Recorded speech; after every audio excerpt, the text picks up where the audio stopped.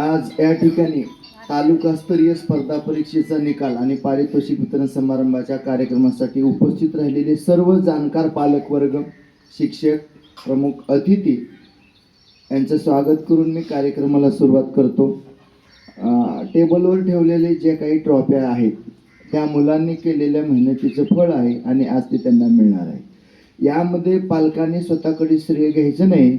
माझ्या मुलानं मिळवलं, माझ्या मुलानं मिळवलं, मी असं केलं, मी तसं केलं. कुणीच त्या केलेल्या मुलांनी कष्टाचं जे काही श्रेय आहे ते स्वतःकडे घ्यायचं नाही. त्याला तशी कारणंही आहेत.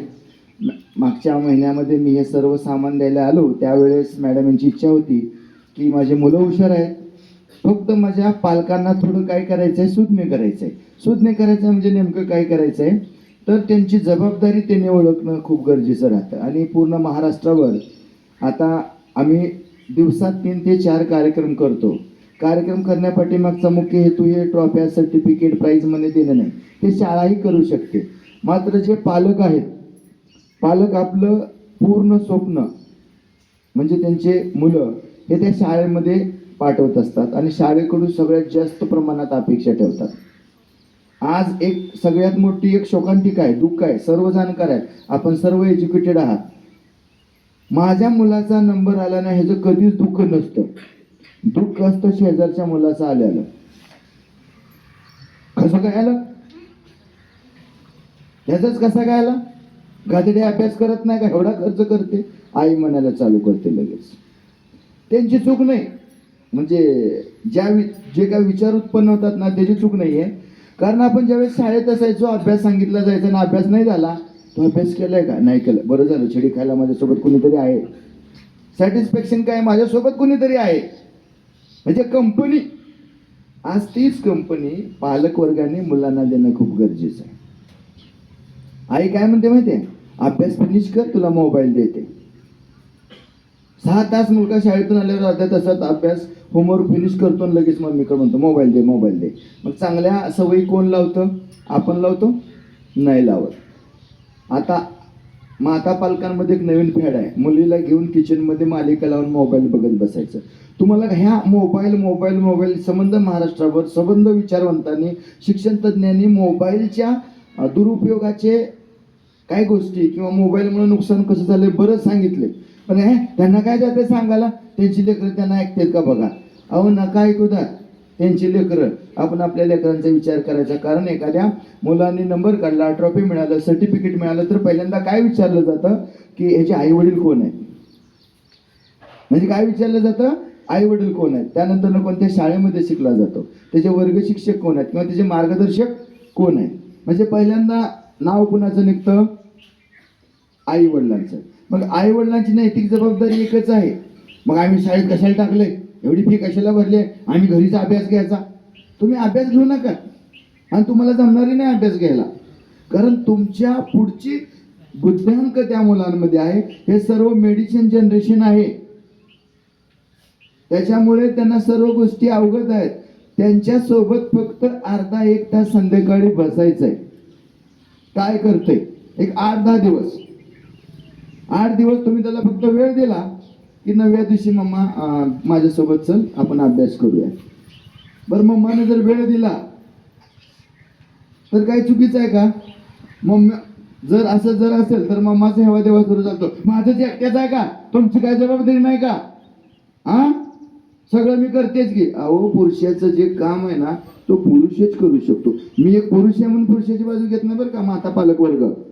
कारण आईचं, वडिलाचं, लेकराचं, शेतीचं देणं, सगळं हप्ते सगळं बघून उरल्या तुमच्या भावाचं, आई वडिलाचं काय तक्रारी, उणी धुनी, गरजा जो करतो ना तो म्हणजे पुरुष. परपंचा करायला जुळत नव्हता तर कशाला लग्न केलं, कशाला माझं नशीब फोडलं, बायका म्हणतात. म्हणणं आणि प्रत्यक्षात जबाबदारी स्वीकारून त्या जबाबदारीला पार करणं तेवढं सोपं नाही. हे तुम्हाला का सांगतो की केवळ आजच्या ह्या कार्यक्रमातून एक जरी मेसेज गेला की माझा मुलगा आहे, माझी मुलगी आहे, मी त्यांना वेळ दिला पाहिजे, त्याचं काय आहे नाही ते बघितलं पाहिजे. तुम्ही शाळेमध्ये मुलं पाठवता 6 तास, काही ठराविक रक्कम भरता, म्हणजे तुम्ही अशा अपेक्षा नाही ठेवायची की तुमचा मुलगा किंवा मुलगी शाळेनंच हुशार केला गेला पाहिजे. शाळेत काय शिकवलं जातं? शाळेतले शिक्षक उत्तम तज्ज्ञ आहेत. ते काय शिकवतात? मराठी, इंग्रजी, आकडेमोड, वर्ड्स, सेंटेन्सेस, पाठांतर, परीक्षेचा अभ्यासक्रम शिकवतात. हे शिकवलेलं रिव्हिजन होणं खूप गरजेचं राहतं. आता माता पालक वर्गांना जिवंत उदाहरण देतो. ज्यावेळी तुम्हाला आईने पहिल्यांदा चपाती करायला किंवा भाकरी करायला शिकवायला सुरुवात केली, त्यावेळेस चिखलाचा गोळा म्हणजे कणकीचा गोळा एवढा नव्हता दिला, एवढाच दिला होता, बारीकच. तुम्हाला फरशीवर लाटायला दिलं होतं. मग तुम्ही 3, 4, 5, 6 वेळा हे काळं पीठ होत नाही तोपर्यंत सराव केला. मग मम्मीच्या चपात्या झाल्यानंतर ना तुम्ही मग बेलणं मिळालं, तुम्हाला पोळपट मिळालं. सराव करत करत करत मग एक दिवस असा आला की चपाती गोल झाली. आणि तशाच पद्धतीची शिक्षण प्रणाली आहे. हे स्पर्धेचं युग आहे. आणि हे सांगण्याचं एकमेव कारण, पूर्वीच्या काळी 4थी झालं, 6वी झालं, 7वी झालं की पकडून शिक्षक करायला घेऊन जायचे. भरती करायला गाड्या यायच्या, पिंजऱ्याला कुत्रे वगैरे धरायला येतात का? लोक झाडावर चढून बसायची, रानावणी जायची, 8-8 दिवस गावाकडे यायची नाहीत.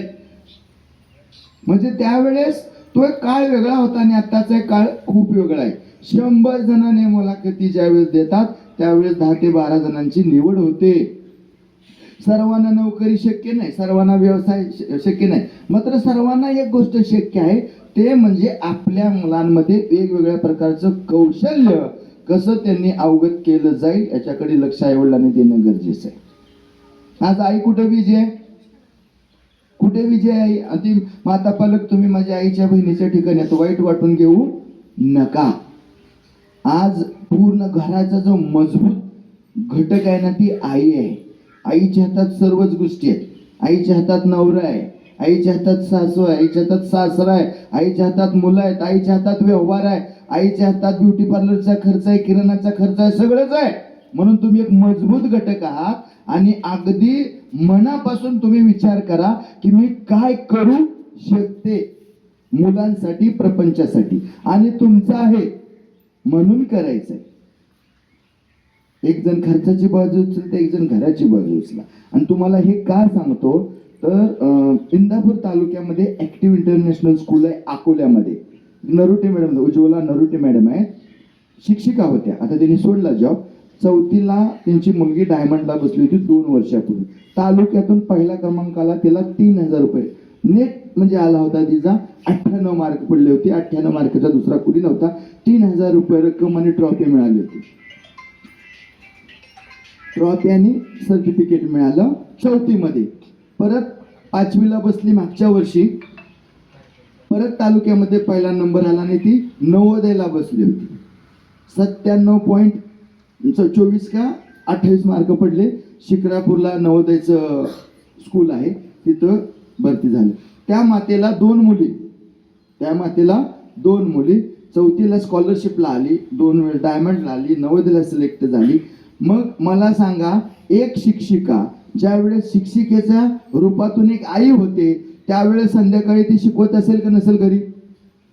म्हणजे जबाबदारी ना तिची. मग तुम्ही असं नाही म्हणायचं नाही ती शिक्षिका आहे, तिचे लेकरं हुशार करते, आमच्या लेकराकडे लक्ष देत नाही, मी ठिकाणी पैसे भरतो. मी पैशावर काय येतो माहिती आहे का? हे सर्व करून विषय पैशाकडे जाणार आहे भविष्यामध्ये. बाबा काहीतरी शिक, चांगला हो, मोठा हो, म्हणजे आम्हाला म्हातारपणात सांभाळशील, असंच म्हणता ना मुलांना. नोकरी लागली पाहिजे, काहीतरी स्वतःच्या पायावर उभं राहिलं पाहिजे. तर या छोट्यांनी मिळवलेला हे जे यश आहे ते स्व अध्ययनाचं यश आहे. आणि परीक्षा नेहमी 2 गोष्टी मुलांना नेहमी शिकवते. शाळेतील परीक्षा काय शिकवते? एक तर पास किंवा फेल. या स्पर्धा परीक्षा असतात त्या 2 गोष्टी नेहमी देतात. एक तर यश देते ना तर एक तर अनुभव देतो. काय देतं? यश किंवा अनुभव. सकाळी माता पालक उठल्या मोबाईलमध्ये बघते. मोबाईल तुम्ही वापराचा 1 महिना बंद करा, तुमच्यासारखा सुखी प्राणी ह्या कलियुगामध्ये घावणार नाही. त्याची उदाहरणं देतो. सकाळी उठल्या मोबाईल बघता. काय बघता मोबाईलमध्ये? स्टेटसला कुणाचं काय पडलंय का? म्हणजे दुसऱ्याचं गाठोडं उघडून सोडून ते पाहण्याचा छंद. पूर्वीच्या काळी ते त्याला चिंध्या म्हणायचं. त्या चिंध्याची गोधडी तरी शिवली जायची. आता गोधड्या पण वापरत नाहीत, कारण सणावाराला ते वजो कोणी पिळायचं, उचलायचं साध्या सोप्या पद्धती. मग त्या गोष्टी गेल्या तशा ह्या पण गोष्टी जाणं गरजेचं आहे. बरं तिने तसं ठेवलं आणि असं ठेवलं, बऱ्याचशा चर्चा करता. संध्याकाळी बहिणीला, सख्या बहिणीला दिवसातून 4 वेळा फोन केला जातो.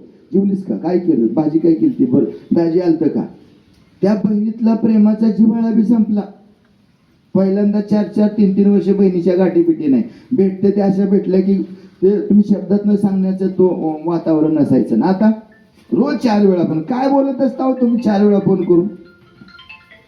म्हणजे एवढा निवांत वेळ आहे का तुमच्याकडे? वेळ नाहीये, तुम्ही फक्त वेळ काढता. आणि दुसरा महत्वाचा मुद्दा, जोपर्यंत 1.5 GB बॅलन्स संपत नाही तोपर्यंत तुम्ही तो मोबाईल वापरता. काय म्हणता? नाही फुकट कशाला नेट पॅक घालवायचा. संपवला एकदा 99% झाला, 1% झाला, फिरायला लागलं की मग फोन बाजूला. कारण नेट संपलं की त्या मोबाईलची व्हॅल्यू संपली, त्याच्यात काहीच नसतं. आणि पूर्वीच्या काळात मोबाईल असायची बटनाची, आला फोन उचलायचं, करायचा, कुठेतरी ठेवायचा, आणि ज्यावेळेस फोन येतो वाजायला लागला त्यावेळेस शोधाशोध व्हायची कुठं पडलाय. बरोबर आहे. आता मोबाईल जर बाजूला गेला असं वाटतं की 2 तोळ्याचा हार हरवला, काय संपत्ती गेली की काय, लगेच ते कुठं गेला आणि कसं गेला आणि गाडी मुचका करायला चालू होतं. असं काय अटेन्शन घेतलंय त्या मोबाईलमध्ये तुम्ही? आणि इथून पुढे 8च दिवस फक्त फोन करणे आणि फोन उचलणे, एवढा प्रोसिजर करा. आणि रोज संध्याकाळी मुलांसोबत कंपनी द्या. मुलांना अभ्यासाला, मुलं म्हणत नाहीत माझं अभ्यास कर किंवा मला सोडवून दे, माझं होमवर्क कर, त्यांच्याबरोबर कंपनी द्या. कंपनी दिल्यानंतर ना मुलं आणखी अभ्यासाला वाहून घेतील, चांगल्या पद्धतीने यश संपादन करतील. आणि माता पालकांची खूप खरंच नैतिक जबाबदारी आहे. बरोबर आहे ना? प्लॅनिंग खूप महत्वाचं आहे. तुम्ही प्लॅनिंग करताना हो उद्याच्याला बॅलन्स टाका बरं का, माझा बॅलन्स संपणार आहे, परत म्हणू नका पैसे आहेत का नाही. बॅलन्स संपलाय आदल्या दिवशीच नवऱ्याला सांगून ठेवता का नाही, बॅलन्स संपणार आहे माझा, उद्या पैसे आहेत नाही. तर बघा आता जाऊ द्या, ते लाडक्या बहिणीमुळे तुमच्या खात्यात पैसे आहेत त्याच्यामुळे आता विचारता का नाही विचारता तो नंतरचा भाग झाला. पण एक गोष्ट लक्षात ठेवा, ते प्लॅनिंग करता तसं मुलांच्या भविष्याचं प्लॅनिंग करा. रोज संध्याकाळी त्यांना रायटिंग केलं पाहिजे, संध्याकाळी रिडिंग, मॉर्निंगला कंपल्सरी एक 15 मिनिटं रिडिंग केलं पाहिजे. आपाचा विषय लय बघा तुमच्या समोर, आपाकडे क्रेडिटचं हे का सांगतो, हे हा जो ब्रेन आहे, मेंदू आहे ना, ब्लँक आहे. आता जे तुम्ही भरवाल ना तेच त्यामध्ये इन्स्टॉल होणार आहे. आता काही मुलांना पाठांतराचं इतकं गॉड गिफ्टेड कौशल्य स्किल आहे की त्यांना तुम्ही काही द्या वाचायला लगेच त्यांच्या स्मरणात राहतं. मग त्याचा चांगल्या पद्धतीने उपयोग करून घ्या. परीक्षेला जेवढ्या बसवता येतील तेवढे बसवा. काय देईल परीक्षा? काय देईल? 2च गोष्टी, यश नाहीतर अनुभव. काय एका परीक्षेची वर्षभराची फी 300-350 रुपये असते. फक्त 1 रुपया जास्त तुमच्या बॅलन्स पेक्षा. तुमचा महिन्याला 349, वर्षाला यांचं 300-350-400 रुपये ॲज अन ॲव्हरेज परीक्षेचा खर्च असतो. बरोबर आहे का नाही? एका दुसऱ्या महिन्यात बॅलन्स टाकायचा नाही, मॅगी द्यायची नाही, त्यांना चॉकलेट द्यायचं नाही, थोडी हाऊस मौस कमी करायची. मदर टेरेसा, सिंधुताई सपकाळ अनाथाची माय, तुम्ही ऐकलंय या व्यक्तींची नावं ऐकलेले तुम्ही?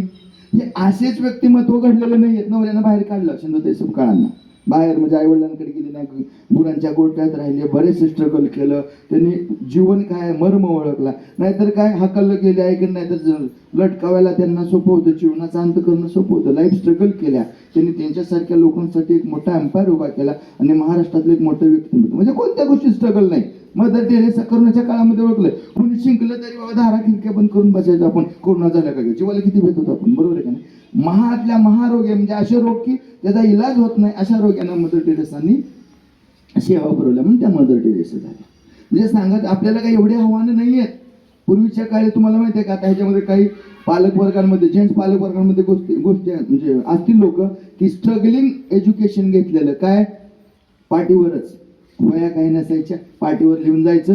जोपर्यंत गुरुजी ते होमवर्क बघत नाही तोपर्यंत ते पाठी सांभाळून ठेवायची, मुलं पुसतेत का म्हणून. जेव्हा गुरुजींनी, मॅडमनी, बाईंनी ते बघितलं मगच पुसायचं आणि बाजूला ठेवायचं, मग खेळाला मोकळं.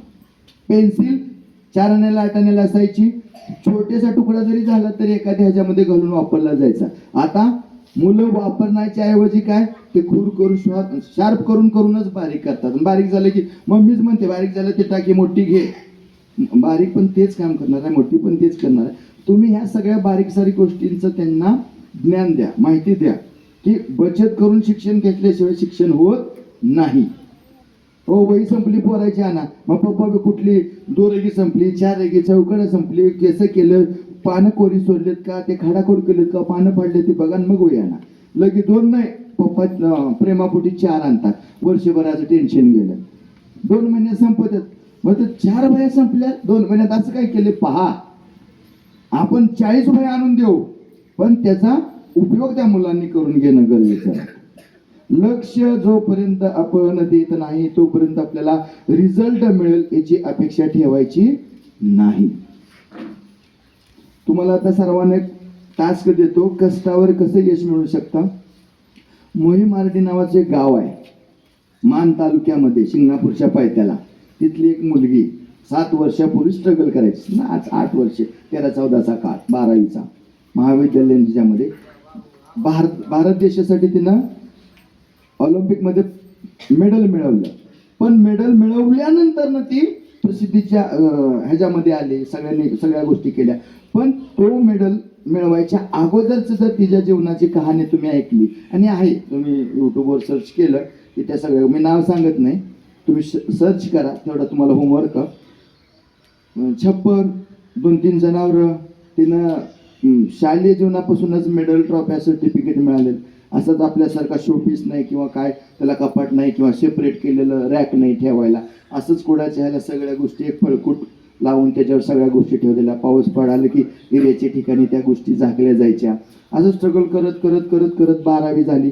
12वी नंतर महाविद्यालय जीवनामध्ये तालुकास्तरीय, जिल्हास्तरीय, राज्यस्तरीय बऱ्याच त्यांनी स्पर्धेमध्ये, मॅरेथॉनमध्ये पदक मिळवली. भारत देशासाठी मेडल आणलं. त्यानंतर नायब तहसीलदार झाल्या. आता त्यांचे मिस्टर कलेक्टर आहेत, जिल्हाधिकारी. मग हे नंतरच्या प्रसिद्धी जोगातल्या गोष्टी बघू नका, पाठीमागं जावा. तिने ठरवलं असतं ना, नाही आपल्याला असं आता आणखी एक पप्पा 1-2 गाई आणा, आपण 4 पैसे चालू होते. रोज सकाळी 5-5:30 वाजता शिंगणापूरचा घाट चढायची आणि येताना चालत यायची. त्यांनी स्ट्रगल केलं. त्यांनी ध्येय काय ठेवलं होतं, कष्टात. तुम्हाला अडचणीत यश आहे, सोप्यात यश नाही. त्याच्यामुळं जाणकार पालक म्हणून जास्त काय मी तुम्हाला उपदेश देऊ शकत नाही. आमची मुलं शिकू नाही शिकली तरी चालते, लिमो प्रॉपर्टी आहे, सोनं आहे, भांडवलदार आहे, मी काय गरज नाही, फक्त त्याला लिहिता वाचता यावं, अंगठा बहादूर राहू नये म्हणून पाठवतो, ते तुमचं वैयक्तिक विचारसरणी आहे. पण एक गोष्ट लक्षात ठेवा, आयुष्यामध्ये कुणाला कोणता प्रसंग कधी कशा प्रकारे येईल सांगता येत. फक्त त्या प्रत्येक प्रसंगाला सामना करण्यासाठी आपल्या मुलांमध्ये कौशल्य बेस्ड एज्युकेशन असणं खूप गरजेचं आहे. त्यासाठी आज या ठिकाणी उपस्थित राहिलात त्याबद्दल सर्व जाणकार पालकांचं खरंच मनापासून स्वागत. की वेळात वेळ, कारण काय होतं, एका ठिकाणी पालक मिटिंग असते, 200-300 मुलं असतात, 7-8 जे शिक्षणाचं महत्त्व समजणारेच पालक आहे. पण या ठिकाणी बरेच पालक आज या ठिकाणी वेळात वेळ काढून उपस्थित झाले, त्यांचं खरंच मनापासून स्वागत, आभार. आपण